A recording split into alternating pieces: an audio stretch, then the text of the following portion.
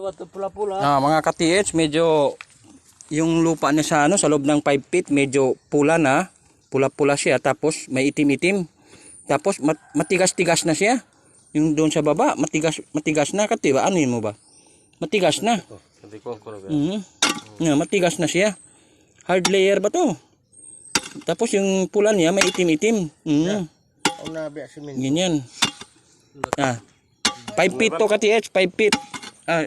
Ka-TH Video mo ka-TH. Yung kan lang yung dyan sa baba. Ito na lang mga ka-TH. May pulang batulong. Pula na, tapos may itim-itim na siya. Pula-pula na siya. Tapos matigas na. Matigas na yung kwan niya. Hard layer na siya, matigas-tigas. 5 feet na yan ka-TH. Yan pa yung mga sa kilid-kilid niya. Yan na. So ka ba? Medyo gahi-gahi na ba? Kay ganiya umukumuk pa pero dagan lagbato. Pero karon medyo gahi na. 5 feet gahi unya. Nasa yung mga pula-pula, na yung mga itom-itom. Kana o kana. Matuparig siko. Ay piki. Do piko yan. Poko pik amon sibi-sibi. Mga itom yan. Na. Okay. Okay na. Itanggo. Video nito na itanggo. Okay ka-TH, salamat. Magkakali. Amo lang ang magkakali. Ito ka-TH, yung last na 7 feet. Nagdig test kami. Medyo matigas-tigas na siya, medyo may bato-bato na siya. Tigas-tigas na yung sa loob niya. Yan. Yung dig test namin. Yan. Tapos may pula sa 5 feet, pula-pula yung lupa. Sa 5 feet hanggang 7 feet pula-pula pa rin, pero yan. Medyo may bato-bato na sa gitna. Yan. Yan. Pero may pula-pula pa rin siya. Yan. Dig-test namin, ka-TH. Paki-decode lang ka-TH kung Paki-decode lang. Itong yan. Sige ka-TH, salamat. Ka-TH, nakuha namin doon sa may yung butas namin, nagdig-test kami. Ito yung nakuha namin. Yan. Pag nakatayo siya, para rin palaka. Yan. Yan. Tamat ka. Yan. Bago pa no. Ikuan mo. Malki. Yan. Tapos naka-tiyaya siya nakuha. Parang palaka pag nakatayo siya. Yan. Yan. Tapos nakatumbas siya ganun.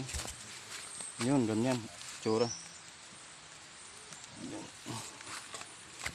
Yan. Naman pa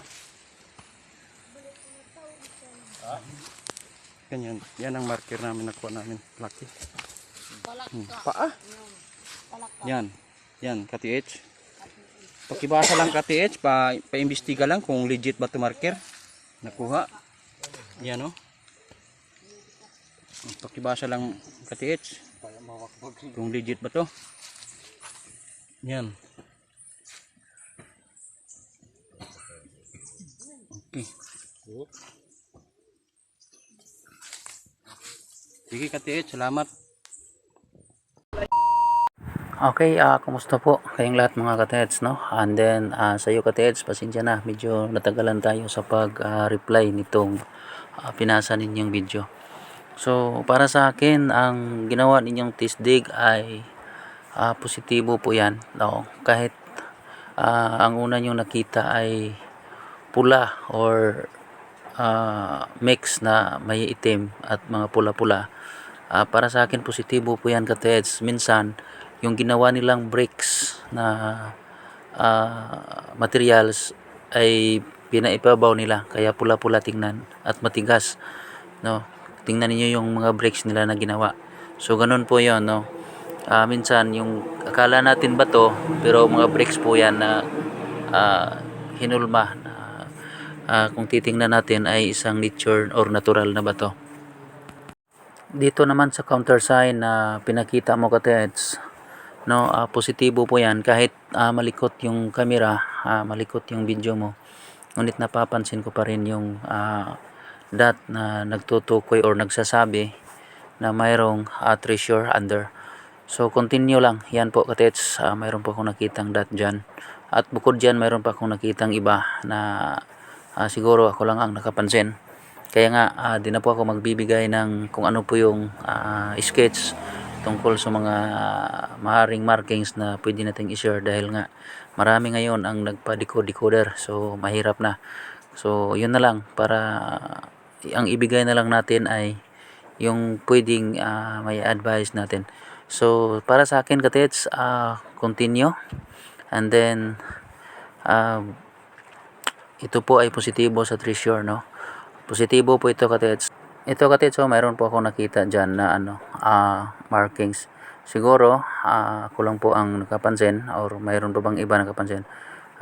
Nagsasabi yung markings na nakita ko ay sabi nga niya ay talagang positibo sa gold deposit. At nandyan po kayo sa center katets. So, napakaganda yung pinapaiwatig nitong markings nito. So yun nga, pasensya na at yun lang ang ibigay ko na advice, no. Hindi ko na sasabihin kung anong markings ang nandyan at ano ang kahulugan sa markings na yan.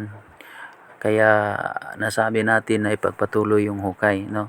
Dahil nga sa ngayon ay marami po tayong nakikitang nagmamasid sa mga bawat vlog ng ibang treasure hunter at kinokopya po, no, kinokopya. And then ang mahirap dyan is nagpabayad sila sa kanilang pagdikod, nagpabayad sila, nagpa-hire, tapos kinuha lang nila yung kanilang mga idea mula sa panonood ng iba't ibang video na nai-upload dito sa social media. And then pagkatapos doon ay nagpa-hire and then nagpabayad. So yun ang iniingatan natin. Kaya nga sasabihin na lang natin kung ano yung dapat i-advise at hindi na natin i-detalye pa kung ano yung nakikita nating mga sign at bakit natin nasabing continue or proceed digging. So ulitin ko, maganda po itong sign or counter sign na nakuha mo katets, no. Yan, mayroon po akong nakita na talagang nagpahiwatig na kayo ay nasa center at positibo sa treasure or gold deposit ang area na yan. So yun lang po, no. Maraming salamat mga katets. Bye bye and God bless.